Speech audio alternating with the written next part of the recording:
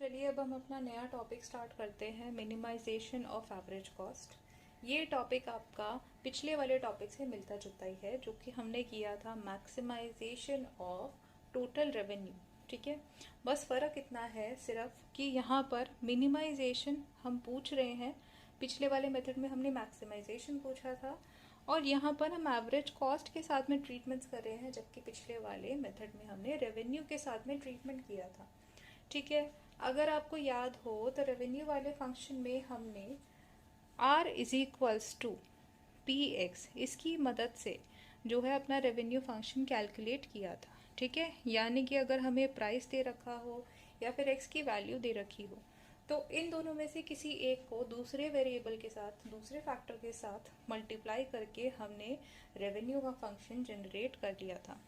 But जब हम बात करते हैं कॉस्ट की, तो उस सिचुएशन में आपको इस क्वेश्चन के अंदर कॉस्ट का पूरा फंक्शन ऑलरेडी गिवन होगा, यानी कि ये जो c is equals to F X लिखा हुआ है, ये आपको क्वेश्चन में ऑलरेडी गिवन होगा। आपको इसके लिए कोई कैलकुलेशन, मल्टीप्लिकेशन, डिवीजन करने की ज़रूरत नहीं है। रेवेन्यू क्योंकि p मल्टीप्लाई बाय x से निकाला जा सकता है, इसीलिए वहाँ पर आपको x की वैल्यू दे रखी होती थी और उसको आप p से मल्टीप्लाई करते थे। ठीक है, बट कॉस्ट फंक्शन को निकालने के लिए ऐसा कोई फॉर्मूला नहीं है। अब आगे बढ़ते हैं। अब देखिए, जो कॉस्ट का फंक्शन आपको दे रखा होगा, ये बेसिकली आपका टोटल कॉस्ट फंक्शन है। ठीक है, यानी कि मुद्दा वहीं का वहीं रह गया। हमारे को तो मिनिमाइजेशन ऑफ एवरेज कॉस्ट पता करना है, तो आप हमारे को कॉस्ट का फंक्शन क्यों दे रहे हो? देखिए, जाहिर सी बात है, हमने इस चैप्टर के शुरुआती कुछ एक्सरसाइजेस में ही सीख लिया था कि आपको टोटल कॉस्ट से एवरेज कॉस्ट कैसे निकालनी है। अगर आपको याद हो तो एवरेज कॉस्ट निकालने के लिए हम टोटल कॉस्ट वाले फंक्शन को x से डिवाइड कर देते थे। ठीक है, तो इसीलिए अगर आपको यहाँ पर ये टोटल कॉस्ट का फंक्शन दे रखा है, जो कि टोटल कॉस्ट है of producing and marketing x units of a product, अगर इसको आप x से डिवाइड कर देते थे तो आपको आपका एवरेज कॉस्ट मिल जाता है। ठीक है, तो यानी कि हमने अब अपना एवरेज कॉस्ट कैलकुलेट करने के लिए जो c का फंक्शन है, यानी कॉस्ट का फंक्शन है, उसको x से डिवाइड कर देना है। ठीक है, अब इसके बाद में आपका मेन काम स्टार्ट होता है। तो आपका मेन काम क्या है?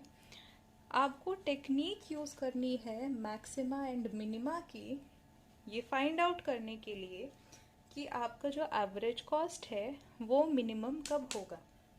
देखिए, सेल्फ एक्सप्लेनेटरी टर्म है जो हमारा टॉपिक था, मिनिमाइजेशन ऑफ एवरेज कॉस्ट, यानी कि आपको यहाँ पर ये पता करना है कि हम कितने नंबर ऑफ यूनिट्स प्रोड्यूस करें कि हमारी जो एवरेज कॉस्ट है वो पर यूनिट मिनिमम हो जाए।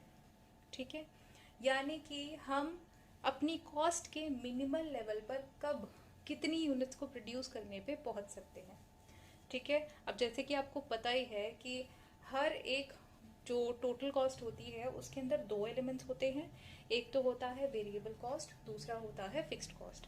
फिक्स्ड कॉस्ट हमेशा फिक्स्ड रहती है, वो कभी चेंज नहीं होती। इवन अगर आप एक यूनिट प्रोड्यूस करो या एक भी यूनिट प्रोड्यूस ना करो, that will be the same. But variable cost क्या होती है? वेरिएबल कॉस्ट वो होती है जो कि आप जितना ज़्यादा प्रोड्यूस करोगे उतना ज़्यादा डिवाइड होती चली जाएगी नंबर ऑफ यूनिट्स के बीच में। सपोज कीजिए कोई हाई एंड ब्रांड है, जैसे लुई विटान ले लीजिए, एलवी के बैग्स ले लीजिए, उनकी कॉस्ट इतनी ज़्यादा क्यों होती है? क्योंकि वो इटली में हैंडमेड होते हैं और काफ़ी जो है लिमिटेड नंबर्स में बनाए जाते हैं। चलिए, ये तो हो गया एग्जाम्पल। अब एक आपको लाइव एग्जाम्पल सा दे देती हूँ। अब सपोज कीजिए कि एक कारीगर है जो कि हैंडीक्राफ्ट बनाता है, और उसके हैंडीक्राफ्ट बनाने की जो कॉस्ट लगती है, टोटल कॉस्ट, वो 5,000 रुपये की है, जिसमें से 2,000 रुपये जो है वेरिएबल कॉस्ट है और 3,000 रुपये फिक्स्ड कॉस्ट है। ठीक है, तो जैसे ही जो हैंडीक्राफ्ट है वो बनेगा, तो एक हैंडीक्राफ्ट का कितना प्राइस होगा? प्राइस डिसाइड होगा on the basis of total cost. तो अगर आप सिर्फ एक प्रोडक्ट बनाते हैं तो ऑफ कोर्स आपको उसके ऊपर कॉस्ट ही 5,000 का आ गया, तो आप उसके ऊपर कुछ अपना प्रॉफिट कैलकुलेट करके फिर उसको बेचोगे। लेकिन अगर हम यहाँ पर हैंडमेड चीज़ की बजाय किसी मशीन से बनने वाली चीज़ की अगर बात करते हैं, तो उस सिचुएशन में उसके ऊपर आपको फिक्स्ड कॉस्ट और वेरिएबल कॉस्ट हमेशा कम लगेगा। आप देख सकते हैं कभी भी कोई ऐसी चीज़ होती है जो हैंडमेड होती है, वो महंगी होती है। क्यों? क्योंकि आप उनको बहुत ज़्यादा मात्रा में नहीं बना सकते, क्योंकि वो ह्यूमन हैंड्स मेड होती है और बहुत ही लिमिटेड नंबर में बनाई जा सकती है, चाहे आप जितनी भी मेहनत क्यों ना कर लो। क्योंकि एक इंसान जो है वो थक जाता है, उसकी भी कुछ क्षमताएं हैं, कुछ लिमिटेशंस हैं, बट मशीन्स की कोई लिमिटेशंस नहीं होती। इसीलिए हम मशीन से दिन दुगनी रात चौगनी प्रोडक्शन कर सकते हैं। ठीक है, इसीलिए अब क्या होता है, जो मशीन की जो है बनी हुई चीज़ें होती हैं, आप देखते हैं वो बहुत ज़्यादा सस्ती होती है। ठीक है, और जो हाथ के बनी हुई चीज़ें होती है बहुत ज़्यादा महंगी होती है। फॉर एग्जाम्पल हैंडमेड आपके जो स्वेटर्स हो गए वो महंगे होते हैं, और जो मशीन मेड स्वेटर्स होते हैं चाइनीज़ वूल के या फिर सिंथेटिक वूल के, तो वो जो है आपके बहुत ही सस्ते होते हैं कंपैरेटिवली। ठीक है, तो ये फैक्टर्स की वजह से क्या होता है कि आप जितना ज़्यादा प्रोड्यूस करेंगे उतना ही ज़्यादा आपकी जो कॉस्ट है वो मिनिमल हो जाएगी। तो बस इसी चीज़ को हम यहाँ पर फाइंड आउट करने की कोशिश कर रहे हैं। लेकिन एप्लीकेशन ऑफ डिफरेंशिएशन में हम कैसे यूज़ करते हैं इसको, हम यहाँ पर मैक्सिमा और मिनिमा मेथड का इस्तेमाल करते हैं। अब इस मेथड के अंदर हम क्या करते हैं, फर्स्ट स्टेप जो हमारा होता है वो होता है डिफरेंशिएशन ऑफ एवरेज कॉस्ट। ठीक है, अब इसके अंदर हम क्या करते हैं, जो हमने एवरेज कॉस्ट इससे पहले वाले स्टेप में निकाली थी उसका फर्स्ट डिग्री डेरिवेटिव कर देते हैं। ठीक है, फर्स्ट डिग्री डेरिवेशन करने के बाद में हम इसको इज इक्वल्स टू ज़ीरो कर देते हैं। ठीक है, अब सपोज कीजिए आप अगर फर्स्ट डिग्री डेरिवेशन करते हैं और इसको इज इक्वल्स टू ज़ीरो करते हैं, तो आपको यहाँ पर कुछ x की वैल्यू मिलेगी। फॉर एग्जाम्पल, अगर आपको पूरा सिंप्लीफिकेशन करने के बाद में differentiation of AC is equals to zero, इसका पूरा सिंप्लीफिकेशन करने के बाद में x मिलता है 20। ठीक है, तो इस 20x को हम जो है अब थोड़ा सा हाईलाइट कर देंगे ताकि बाद में हम इसके बेसिस पे एक स्टेटमेंट बना सकें। यहाँ पर देखिए मैंने छोटे छोटे स्टेप्स भी लिखे हुए हैं। डिफरेंशिएट AC, जैसे हमने डिफरेंशिएट किया, put AC is equals to zero, जैसे कि मैंने यहाँ पे डिफरेंशिएटेड एवरेज कॉस्ट को इक्वल्स टू ज़ीरो रख दिया। उसके बाद लिखा है find the value of x।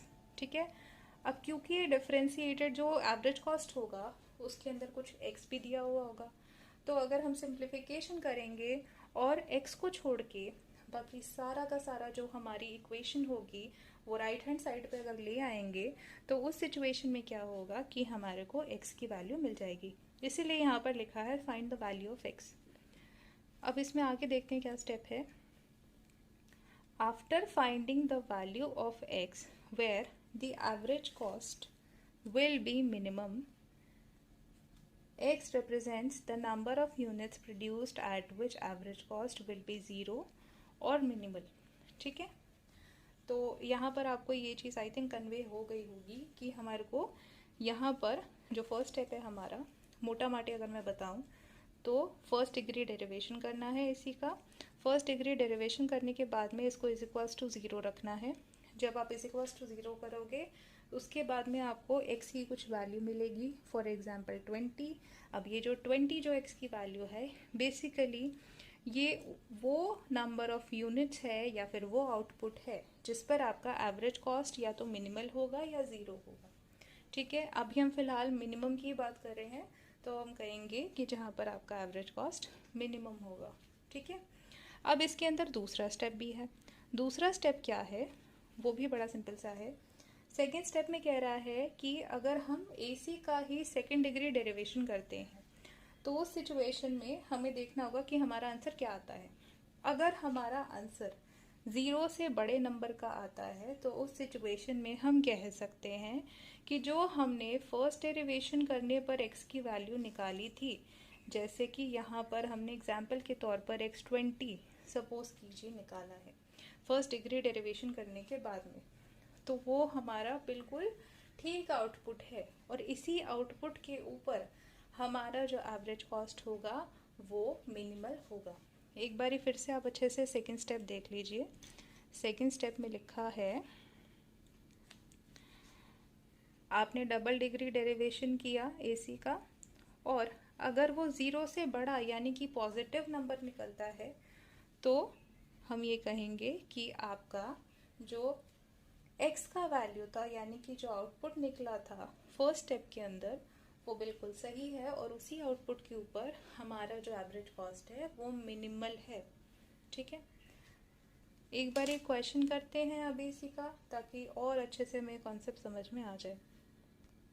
तो ये हमारा क्वेश्चन है हम इसको भी सॉल्व करेंगे।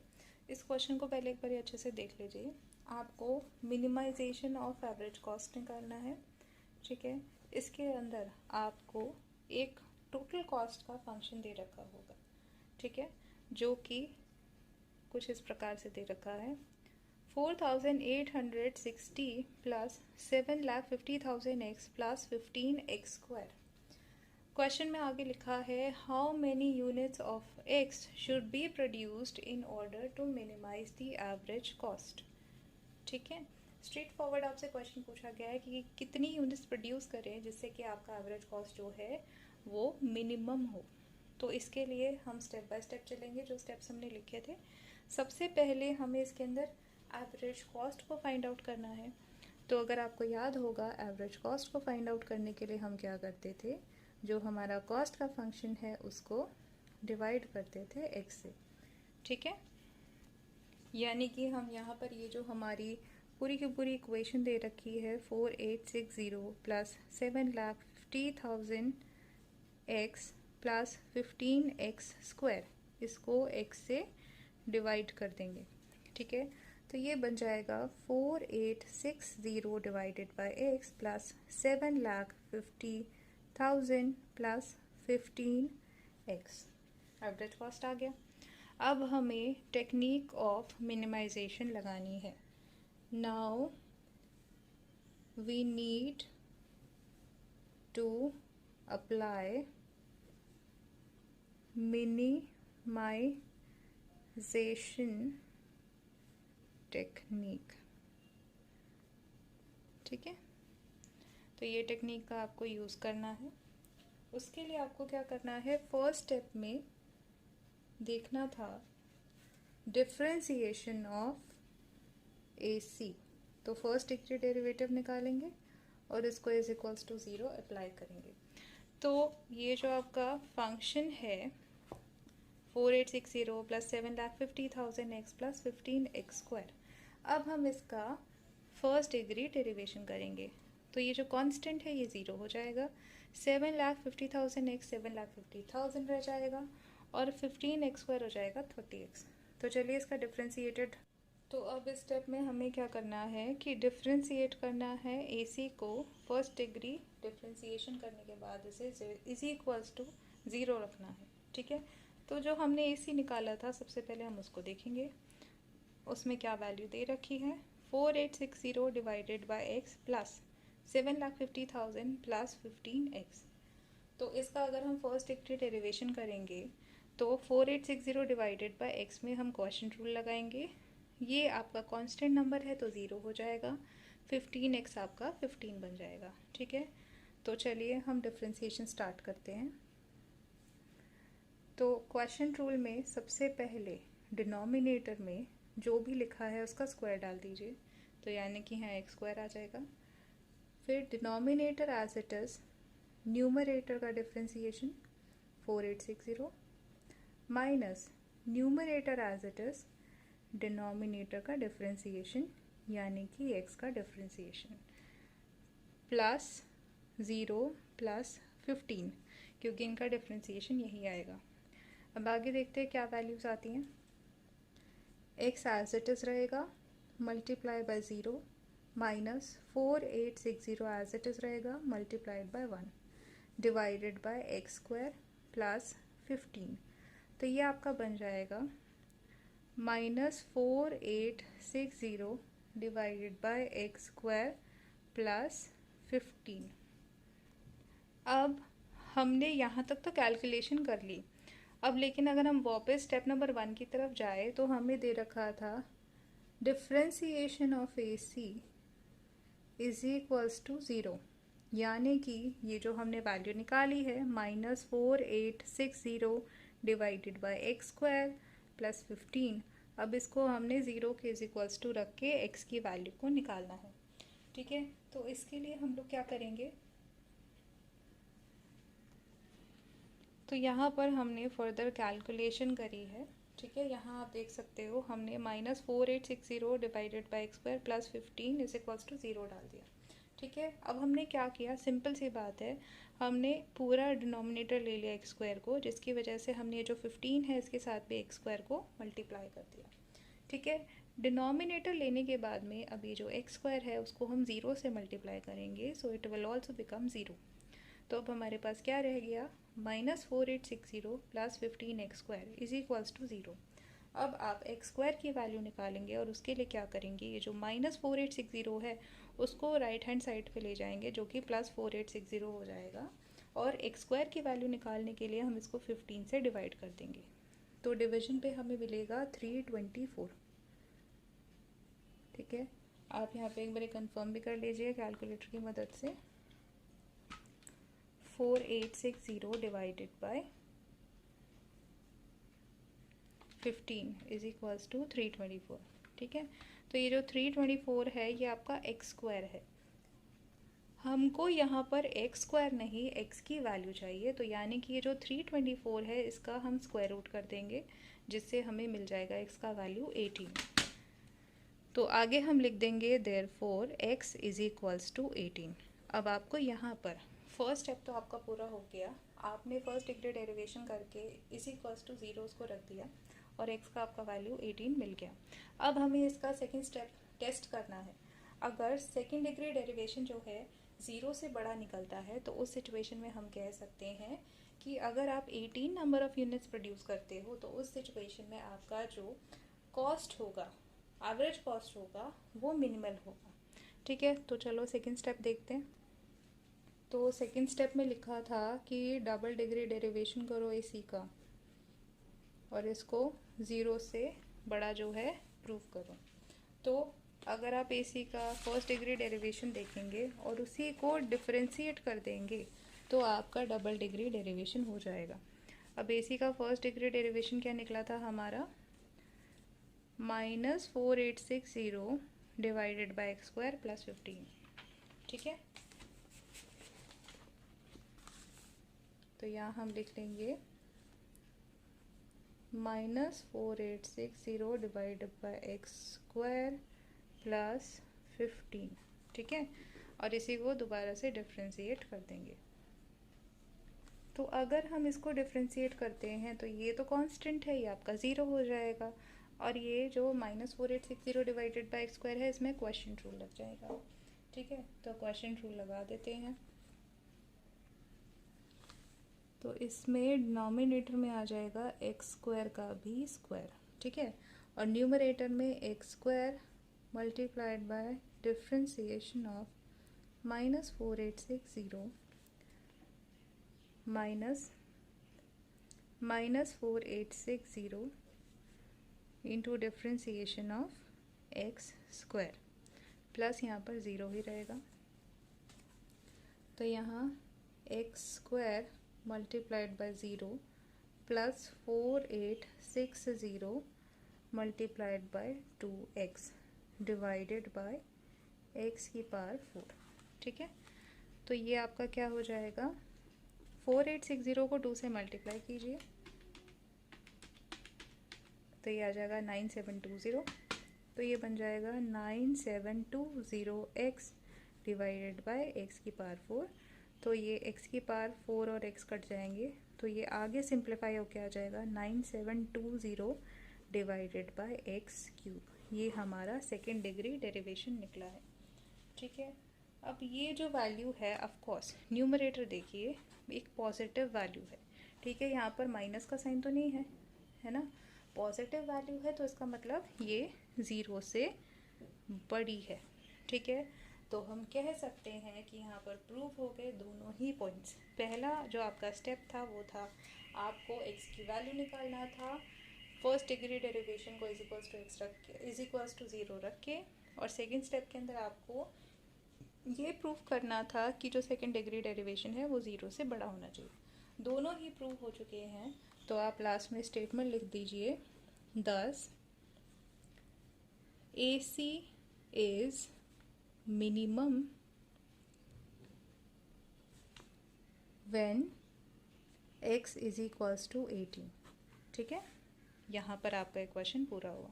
आपको इसी तरीके से क्वेश्चन करना है।